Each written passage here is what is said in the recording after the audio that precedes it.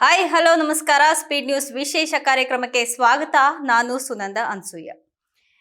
ಇದು ಗೃಹಲಕ್ಷ್ಮಿ ಸ್ಕೀಮ್ಗೆ ಸಂಬಂಧಪಟ್ಟಂತಹ ಹಾಗೆ ಎಲ್ಲ ಮಹಿಳೆಯರಿಗೆ ಇದು ತುಂಬಾನೇ ಇಂಪಾರ್ಟೆಂಟ್ ಸುದ್ದಿ ಅಂತಲೇ ಹೇಳ್ಬಹುದು. ತಿಂಗಳು 2,000 ರೂಪಾಯಿ ತಗೋತಿರುವಂತಹ ಜೊತೆಗೆ ನಾವು ಹೊಸದಾಗಿ ಗೃಹಲಕ್ಷ್ಮಿಗೆ ಅರ್ಜಿಯನ್ನ ಹಾಕಬೇಕು ಅಂದ್ಕೊಂಡಿರುವಂತಹ ಹೆಣ್ಮಕ್ಳಿಗೆ ಈಗ ಸರ್ಕಾರ ಒಂದು ಗುಡ್ ನ್ಯೂಸ್ ಅನ್ನ ಕೊಟ್ಟಿದೆ. ಇನ್ನೆರಡೇ ದಿನಗಳಲ್ಲಿ ಅರ್ಜಿಯನ್ನ ನೀವು ಹಾಕ್ಬೋದು. ಇನ್ನು ಈ ಅರ್ಜಿಯನ್ನ ಹಾಕೋದಕ್ಕೆ ಏನೇನ್ ಬೇಕೋ ಎಲ್ಲ ಸಹ ಪ್ರಿಪರೇಷನ್ ಅನ್ನ ಮಾಡ್ಕೊಳ್ತಾ ಇದೆ ಸರ್ಕಾರ. ಮಹಿಳಾ ಹಾಗೆ ಮಕ್ಕಳ ಅಭಿವೃದ್ಧಿ ಇಲಾಖೆ ಏನಿದೆ ಅದು ಎಲ್ಲಾ ತರಹದ ಸಿದ್ಧತೆಗಳನ್ನ ಮಾಡ್ಕೊಳ್ತಾ ಇದೆ. ನಿಮ್ಗೆ ಅರ್ಜಿಯನ್ನ ಹಾಕೋದಿಕ್ಕೆ ಸಹಾಯ ಆಗುವಂತೆ ಏನೇನ್ ಬೇಕು ಎಲ್ಲಾ ರೀತಿಯಾದಂತಹ ಪ್ರಿಪರೇಷನ್ ಅನ್ನ ಮಾಡ್ಕೊಳ್ತಾ ಇದೆ. ಇನ್ನು ಯಾವಾಗ ನೋಡಿದ್ರು ಗೃಹಲಕ್ಷ್ಮಿ ಅರ್ಜಿ ಹಾಕೋದಕ್ಕೆ ಹೋದ್ರೆ ಮಹಿಳೆಯರು ಗಂಟೆಗಟ್ಟಲೆ ಸೈಬರ್ ಸೆಂಟ್ರು ಅಥವಾ ಆಫೀಸ್ಗಳ ಮುಂದೆ ಕ್ಯೂನಲ್ಲಿ ನಿಂತ್ಕೋಬೇಕಾದಂತಹ ಜೊತೆಗೆ ಅವರು ಅನುಭವಿಸ್ತಾ ಇದ್ದಂತಹ ಕಷ್ಟ ಸರ್ಕಾರಕ್ಕೂ ಈಗ ಗೊತ್ತಾಗಿದೆ ಅನ್ನಿಸ್ತಾ ಇದೆ.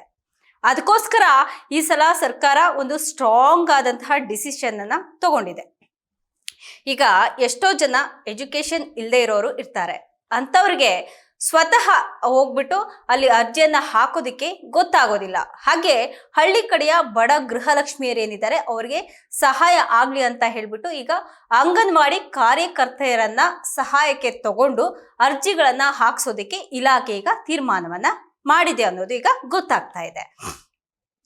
ಹಾಗಾದ್ರೆ ಅಂಗನವಾಡಿ ಕಾರ್ಯಕರ್ತೆಯರ ಮೊಬೈಲ್ ಫೋನ್ಗಳಿಗೆ ವಿಶೇಷವಾದಂತಹ ಆ್ಯಪ್ ಒಂದನ್ನು ಇನ್ಸ್ಟಾಲ್ ಮಾಡಲಾಗ್ತಾ ಇದ್ದಾರೆ. ಇನ್ನೇನು ಸರ್ಕಾರದಿಂದ ಇನ್ಸ್ಟಾಲ್ ಮಾಡಿಕೊಡ್ತಾ ಇದ್ದಾರೆ ಅವರ ಒಂದು ಮೊಬೈಲ್ಗೆ. ಅವರೇ ನೇರವಾಗಿ ಫಲಾನುಭವಿಗಳ ಮನೆಗೆ ಭೇಟಿ ಕೊಡ್ತಾರೆ. ಜೊತೆಗೆ ಈ ಆ್ಯಪ್ ಮೂಲಕ ಈ ಆ್ಯಪ್ನಿಂದ ಸುಲಭವಾಗಿ ನಿಮಗೆ ಯಾವ ರೀತಿಯಾಗಿ ಅರ್ಜಿಯನ್ನ ಹಾಕಬೇಕು ಅಂತ ಹೇಳಿ ಅರ್ಜಿಯನ್ನ ಹಾಕೋದಿಕ್ಕೆ ಅವಕಾಶವನ್ನ ಮಾಡಿಕೊಡ್ತಾ ಇದ್ದಾರೆ.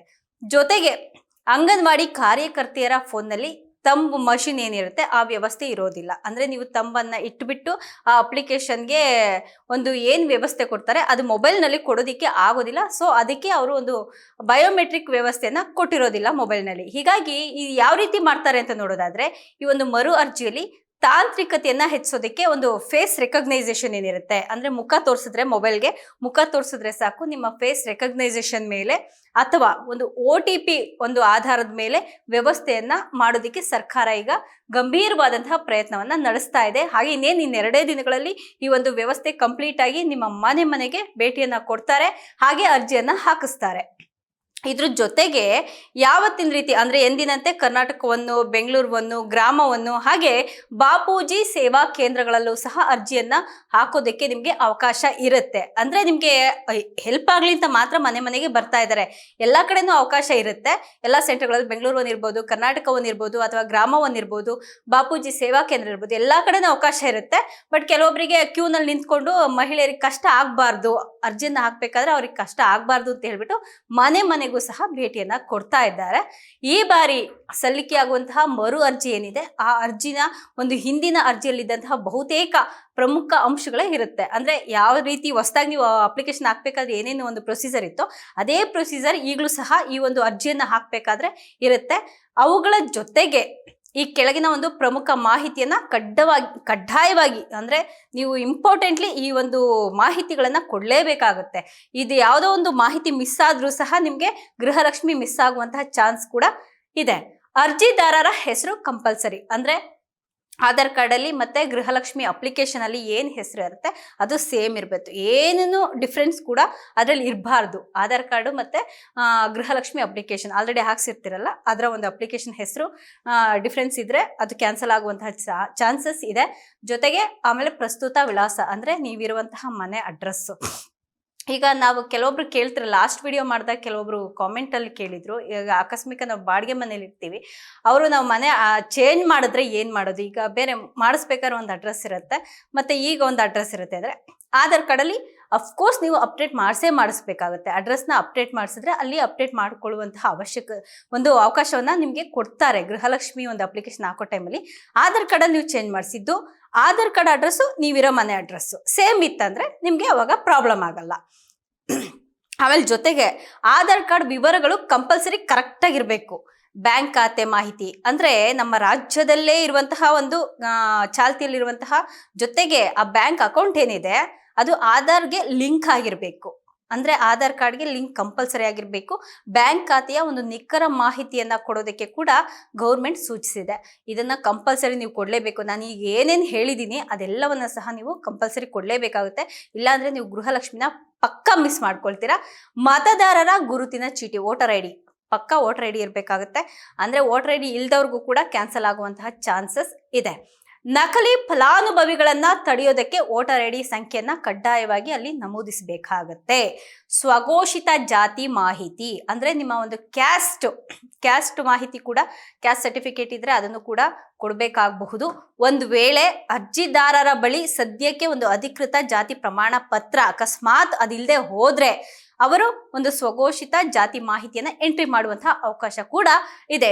ನಾವು ಈ ಕ್ಯಾಸ್ಟ್ ಅಂತ ಹೇಳ್ಬಿಟ್ಟು ಆ ಒಂದು ಅಪ್ಲಿಕೇಶನ್ ಏನಿರುತ್ತೆ ಅಲ್ಲಿ ಎಂಟ್ರಿ ಕೂಡ ಮಾಡಬಹುದಾಗಿರುತ್ತೆ.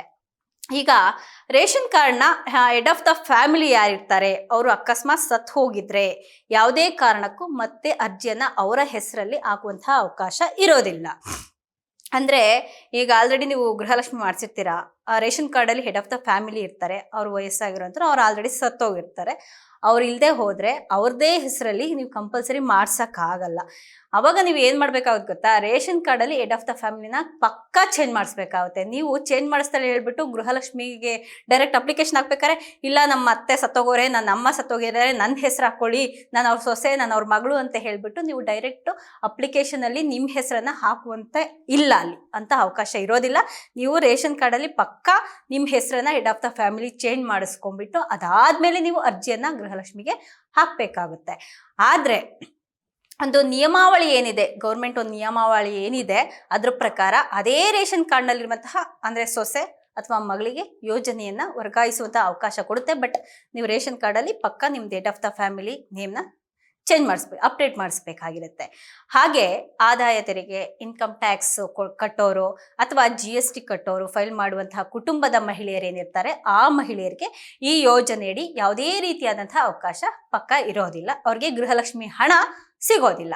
ಇನ್ನು ಮೃತಪಟ್ಟವರ ಹಾಗೆ ಅನರ್ಹರ ಖಾತೆಗಳಿಗೆ ಹಣ ಹೋಗೋದನ್ನ ತಡೆದು ಯಾರು ಅರ್ಹರಿರ್ತಾರೋ ಹಾಗೆ ಬಡ ಹೆಣ್ಮಕ್ಳಿಗೆ ತೊಂದರೆಯಾಗದಂತೆ ನೇರವಾಗಿ ಬ್ಯಾಂಕ್ ಖಾತೆಗೆ ಹಣವನ್ನ ತಲುಪಿಸುವಂತಹ ಉದ್ದೇಶದಿಂದ ಈ ಒಂದು ಕ್ಲೀನ್ ಆ್ಯಪ್ ಪ್ರಕ್ರಿಯೆಯನ್ನ ಸರ್ಕಾರ ಹಮ್ಮಿಕೊಂಡಿದೆ. ಅದರಿಂದ ಎಲ್ಲಾ ಗೃಹಲಕ್ಷ್ಮಿಯರು ಏನೇನು ಅಗತ್ಯ ದಾಖಲೆಗಳಿರುತ್ತೆ ಅದೆಲ್ಲವನ್ನ ಸಹ ರೆಡಿ ಮಾಡಿಟ್ಕೊಂಡು ರೆಡಿಯಾಗಿರಿ.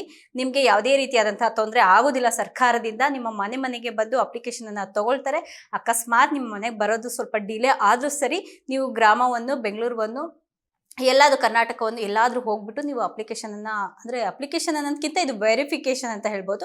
ಹೊಸ ಅಪ್ಲಿಕೇಶನ್ ಹಾಕ್ಸ್ಕೊಂಡಲ್ಲ, ಡಾಕ್ಯುಮೆಂಟ್ ವೆರಿಫಿಕೇಶನ್ ಮಾಡ್ತಾರೆ. ಅದನ್ನ ಕಂಪಲ್ಸರಿ ಮಾಡಿಸ್ಬೇಕಾಗುತ್ತೆ. ಇಲ್ಲಾಂದ್ರೆ ಗೃಹಲಕ್ಷ್ಮಿ ಮಿಸ್ ಮಾಡ್ಕೋಬೇಕಾಗುತ್ತೆ. ಅದಕ್ಕೆ ಎಲ್ಲಾ ಡಾಕ್ಯುಮೆಂಟ್ಸ್ ಏನೇನು ನಾನೀಗ ಹೇಳಿದ್ನಲ್ಲ, ಎಲ್ಲಾ ಡಾಕ್ಯುಮೆಂಟ್ಸ್ನ ರೆಡಿ ಮಾಡಿಟ್ಕೊಂಡು ನೀವು ಹೋಗ್ಬಿಟ್ಟು ಡಾಕ್ಯುಮೆಂಟ್ ವೆರಿಫಿಕೇಶನ್ ಅನ್ನ ಮಾಡಿಸಿ. ಇದಾಗಿತ್ತು ಇವತ್ತಿನ ವಿಶೇಷ. ನಿರಂತರ ಸುದ್ದಿಗಾಗಿ ನೋಡ್ತಾ ಇರಿ ಸ್ಪೀಡ್ ನ್ಯೂಸ್ ಕನ್ನಡ. ಸುದ್ದಿ ನಿಮ್ಮದು, ವೇಗ ನಮ್ಮದು.